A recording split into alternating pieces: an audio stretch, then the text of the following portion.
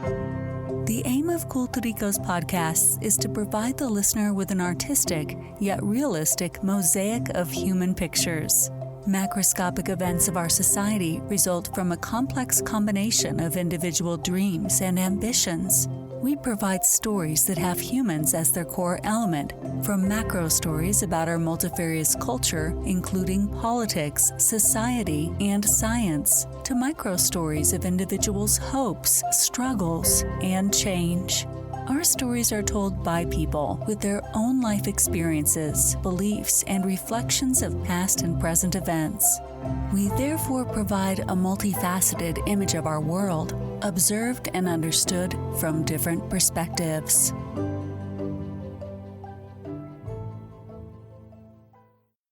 Hello, and welcome to this edition of our podcast. I'm Jessica Brown, linguistic editor at Culturico, and today I will be joined by co-host Federico Germani, also an editor here, and a very special guest, Dr. Ruth Faden, as we talk and learn about the global inequality of COVID-19 vaccines. First, before we introduce our guest, I'd like to tell you a little bit about me and how I'm approaching this conversation. I am not a scientist or a political theorist or ethicist. I am a nature poet and a creative writing teacher, but I am keen to understand the situation we are in as a global community where there is an inequality of vaccines. I want to know how to read the situation, both immediate and longer term, and to think about how I can position myself ethically at this moment. You know, many of us in Western countries, rightly or wrongly, are starting to use language like post-vaccine, post-COVID, and I want to know how to think about and respond to this crisis of global inequality of vaccine access. Besides the pandemic itself, I am wondering if this inequality could very well be one of the more formative or destructive forces of our time. To try and understand this situation, Federico and I are very thankful to be able to host this incredible guest. Let me tell you about Dr. Faden. Dr. Ruth Faden is a professor of Biomedical Ethics at John Hopkins University. She is the founder of the John Hopkins Berman Institute of Bioethics and its director from 1995 until 2016. Her latest book, with Madison Powers, is Structural Injustice, Power, Advantage, and Human Rights. And finally, my co-host is Federico Germani, a bioethicist and molecular biologist at the University of Zurich. He is also the founder and director of Culturico. So welcome, Dr. Faden and Fed. It's my pleasure. Thanks for having me. Hello from my side as well. Hello. It's a privilege to have you both today.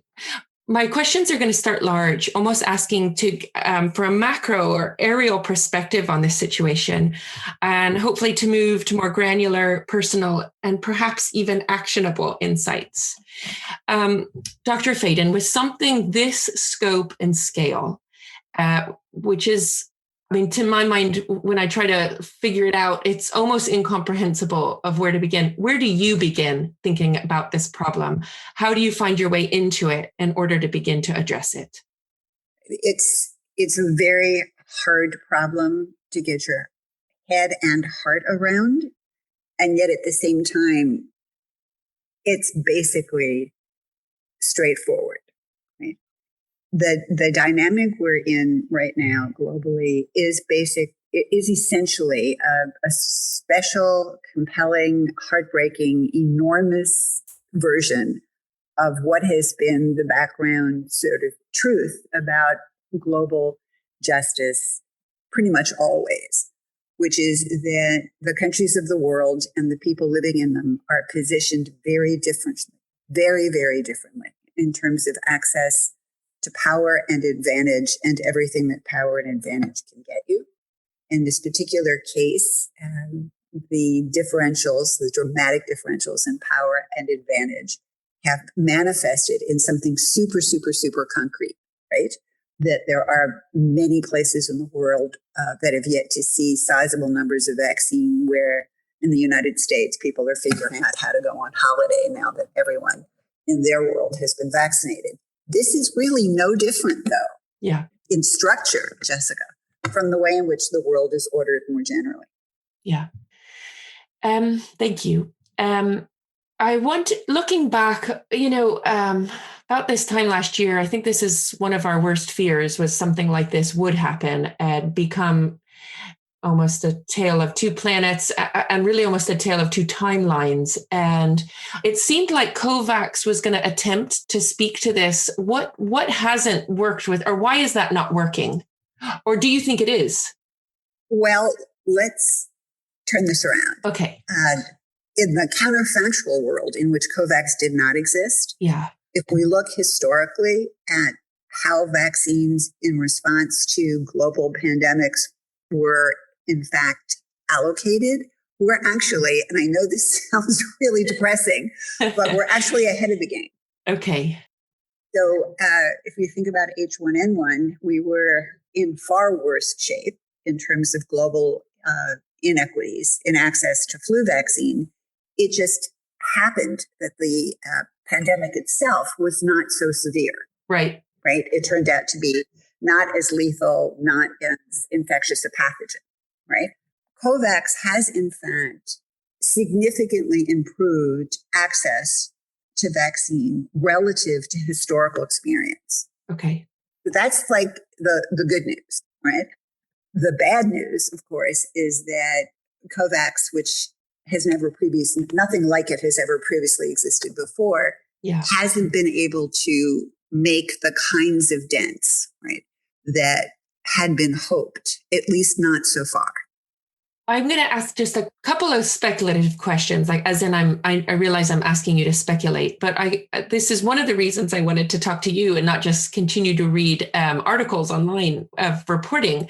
What do you think is, just to help us understand, what's one of the worst things that can come out of this inequality, as in put us on a timeline of like 50 years. Does it matter? Will it matter? Or is it like a 5-year thing? What kind of problem are we talking about? And is our way to avoid this, is our hope that COVAX will start to get more traction, become more effective? What do you think?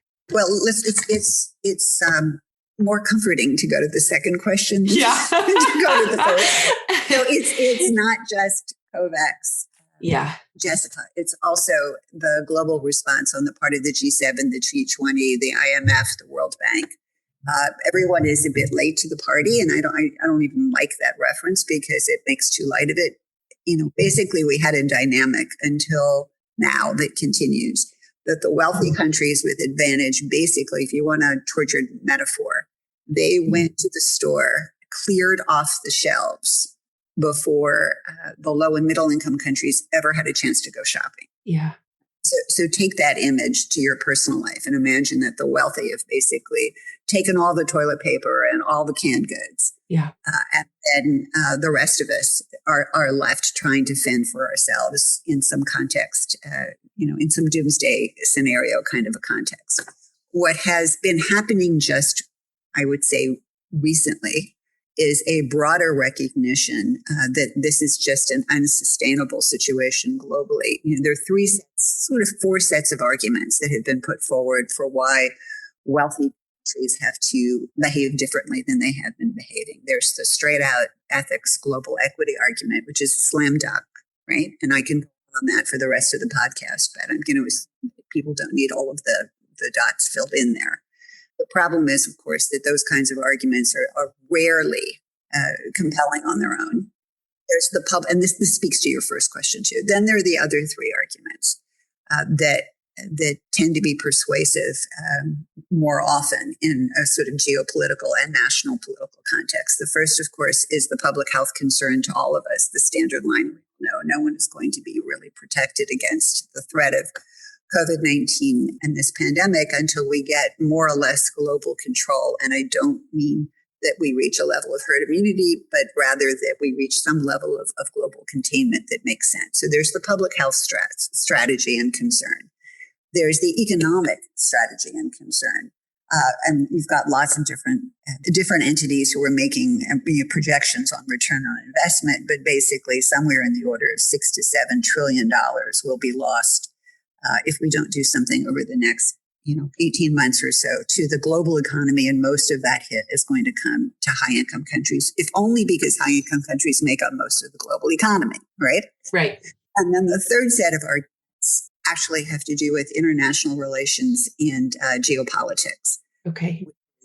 Wealthy countries are trying to figure out, but it's leadership of wealthy countries trying to figure out how not to lose the influence and I don't want to use the word domination, but the sort of control over the global geopolitical world by ceding to China and Russia too much, right, of what sometimes is called vaccine diplomacy.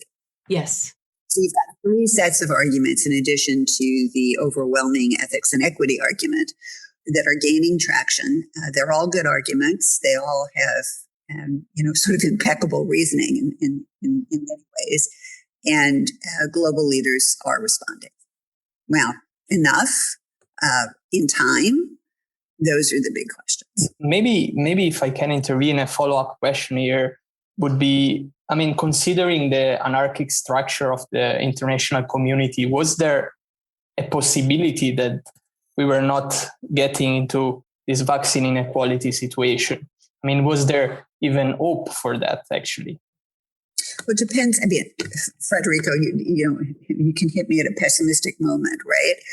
It depends on what you mean by equality, right? If we understood that what was required from the standpoint of just allocation of vaccines globally was a simple equality kind of thing, proportionate to the population coverage in countries, no. Right? We have no structure. We have no way of doing that, right? Yeah. But even if you go to a more sophisticated understanding of what a just distribution would look like, the answer is still no. We have no global governance structure, right?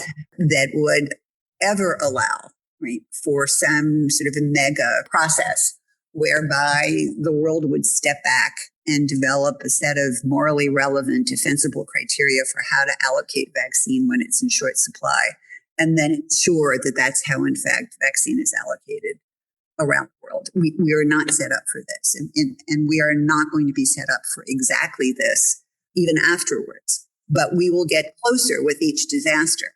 That's my optimistic thing. I was mentioning earlier to Jessica that it is awful, but it's better than it was in terms of global access. And the hope is that post this pandemic, there will be enough structural changes that the next pandemic will not be as awful as this one in terms of global inequities. So that's kind of the trajectory. I think also in my more optimistic moments that the failures that we've seen here will not only, I hope, going forward, cause a reconsideration of how not to be in this situation again, specific to pandemics, but also may have implications for other collective action problems. Think, of course, climate change. Yeah, makes sense. Appreciate what you're saying. Yeah. I think that's kind of a nice way to pivot into thinking about what we can do. And I'm also going to ask a macro level and micro level.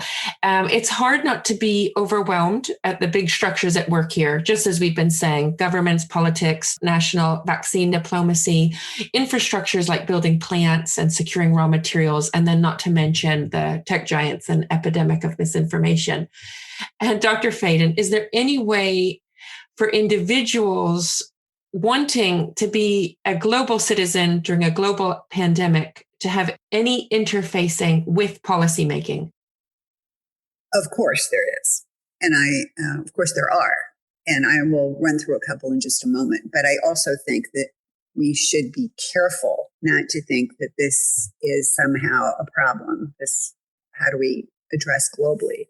The pandemic is something, akin to a problem that we can shop our way out of, or even vote our way out of. It's that line that we often discuss in ethics between recognizing that there are real limitations on the consequences that flow from each individual person's action, and also, though, at the same time recognizing that in the absence of individual action, we will see no traction, right? Yes. So let me be referential for a moment to the U.S. And then speak to people listening to this podcast who are not Americans. And I will be blatantly, I think, political with a small p and a big P here. A huge step happened when Americans voted out the Trump administration and voted in the Biden administration. So that there, right, was an action step that individuals took in a country that is having real implications for how, in the immediate shift of administration, this problem of global inequities in access to vaccine is being addressed. Yes. I don't want to suggest that what the Biden administration is doing is sufficient, but it's unimaginable that the Trump administration would have done anything like this. Okay. Okay. So right there, people around the world can be thinking about, especially people living in wealthy and advantaged countries, about the positions of the political parties that are in charge, and whether or to what extent there are differences around commitments to global responsibility that might influence how you proceed if you live in a country where your vote matters, which is not everywhere, right? Yes. So there's that. And I don't want to suggest that Americans voted, right, for a change of administration because they wanted right. global allocation there. But it kind of went with the package, right? It kind of went with the package. It was to be predicted. So there's that. There are also opportunities as individuals to contribute to all kinds of organizations, including to the WHO and COVAX itself, right? And while, and I mean now financially, and while we're talking about shortfalls and, or sort of needs in the order from, 30 to $50 billion has been projected in terms of funding requirements for low and middle income countries over the next 2 years. So you might think that your $10, your $50, your $1,000, how far does that go? But it is an incredible morale boost. And it also is an incredible statement. And, it's like any other campaign, it adds. I also think that helping to think, my third territory in space, is that there is this challenge, and it is a real ethics challenge about priorities and obligations within one's own country and globally. The more that individuals in wealthy and privileged countries educate themselves about where there is alignment and where there are trade-offs, and have conversations with neighbors and friends and co-workers that can push the general discussion away from a stark sense of us or them. Why should we give our vaccines away when, right? Till we're all protected here. I think that matters. Because politicians respond, political leaders respond not only to obviously the need to be reelected in countries where that matters, but also to just popularity in what they perceive to be the will of the communities, the constituents that they serve. Thank you. I think that's a really empowering answer. And it kind of speaks to, I've heard of these, and certainly, these initiatives like Go Give One and Get a Vaccine, Give a Vaccine. I think it's a morale boost to the people who are campaigning, the ones running the initiative. I also think it's a morale boost to people who are participating in it. I think it's so worthwhile to have that narrative of we're in this together as much as we can, and not just, like I said, kind of diverge into a tale of two planets, two timelines. Though of course that it's only emphasizing what has been the story all along. And that's it's kind of a philosophical question at the end. You've already spoken to it a little bit, but I wonder what you think here. Securing global vaccine equality could come from a place of care and altruism, or it could also come from a place of realizing that future precarity could be solved by vaccinating globally as swiftly as we can.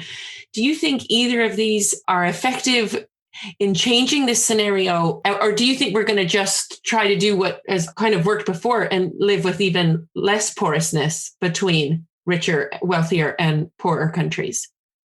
So just a point of clarification, Jessica, we want to, and I know this sounds like a sort of nerdy point, but we want to talk about global equity and not global equality, right?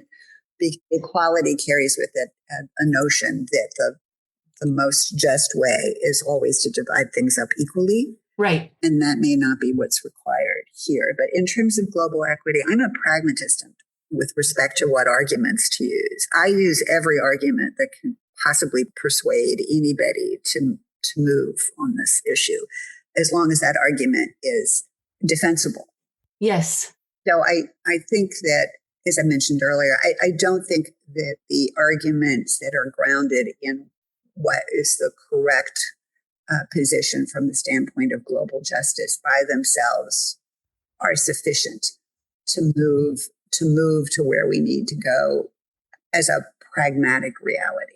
But if you don't make them, you also lose some of the power of what's at issue. People like to be seen as doing the right thing, but often that's not sufficient motivation, right, to actually do the right thing. Yeah. In this case, we really have an over-determined situation. It just makes so much sense, whether you think about what is the just way to proceed as a global community, whether you think about it in terms of protecting the health of your own people, you think about it in terms of economic national self-interest, or you think of it in terms of geopolitical national interest. It all comes together. So it's a case of structuring a path forward, right, that political leaders can pursue while at the same time maintaining their power and control within their own countries. That's basically what this is about. So when countries in the global south or organizations like the WHO try to encourage or otherwise just condemn the way countries like the US are proceeding to vaccinate through to children as young as 12, when countries in in low income parts of the world are barely approximating covering their highest risk people. You can make that case, but you have to recognize that, is it plausible for a political leader in a country in which they need to get reelected to be able to say no to families who are struggling desperately because their children are doing so poorly, their adolescents? I mean, it's just a very difficult dynamic. I loved your nerdy point as well. I really like using, as a creative writing teacher, as a poet, using the right words is good. So I'm going to take that, talking about global equity. And speaking of that, so I think we're going to wrap up our conversation pretty soon. I have one last question, Dr. Faden. Fed, what about you? Any last thoughts or questions? I was thinking about something provocative, actually. I mean, Dr. Faden, you just mentioned that basically democratic processes are somewhat interfering with equal distribution of vaccines, if I read or understand correctly. So I want to ask something provocative. Does this make sense, what I just said? And is there any sort of political way to improve the situation? Maybe not in this case, but for the future. Yeah, I want to be careful, Federico. I don't know that democratic processes are any worse for the global equity challenge that we're failing to meet than, say, autocratic processes. Right? Yeah. So I don't see a greater will to share vaccines or to allocate resources from countries that have distinctly illiberal governance structures. And also at the same time, we know, there's so much evidence and indication that the country's self-labeling of its governance structure does not necessarily match how indeed the country's governed. Right. Right. But I am saying that in countries where there is some accountability at the ballot box, it is complicating, right? Yes. It is complicating. And I also do want to emphasize that even from a human rights perspective, we have a flawed global system generally. And then in that flawed global system, the first guarantor of human rights falls to the countries in which people live, right? And that's, of course, a disaster for many, many people who live in countries who either cannot or will not protect and advance their human rights claims. But what it does is it takes countries who are more or less sort of legitimate and say, look, our first obligations are to our own citizens. I mean, I would hope they would say residents, but it's often their own citizens. And that's not debatable in the current global order. Right. Yeah. So the problem, and I was saying earlier, we can end where we began. This is just a special, horrible instance of a generalized problem, which is that we do not have a mechanism for achieving just access to many things that are necessary for a decent life. including life itself. So much as we've often said, we don't have a supply problem with food, we have a distribution problem with food, and that is what explains famine and undernutrition, not the fact that the planet is, at least right now, failing to produce enough food. Yeah. The same is true with vaccine. Now, here we have had a supply problem in the beginning. The supply problem, especially with products like Novavax coming online, over the next year or so, we will have less of, the supply constraint will be here, but the bigger problem will continue to be who controls the supply and who determines who gets the supplies when. Yeah, thank you. Yeah, my very last question here is, Dr. Faden, do you have one idea or question or action for our listeners to take away from the conversation? Well, I guess it's a plea, and it is a plea to now more than ever think of yourselves as global citizens as well as residents and citizens of whatever country you live in. And with that identity in your hearts, right, as well as your heads, look to local action and personal responsibility as much as you can. Local action and personal responsibility. Plea for that. I thank you so much, Dr. Faden. It's been such a privilege to have your expertise and your compassionate perspective and your passion with us for this podcast. Thank you. Well, I'm very much delighted, and thank you both for the good questions. Thank you. Take care. Have a good day. Thank you for listening. This episode of Culturico was produced by Jessica Brown and Federico Germani. If you want to read our latest articles on science and culture, you can find them at culturico.com. If you want to get our latest episodes, subscribe to Culturico on your podcast platform of choice. And if you like what we do, feel free to give us a review or spread the word. Thank you, and until next time.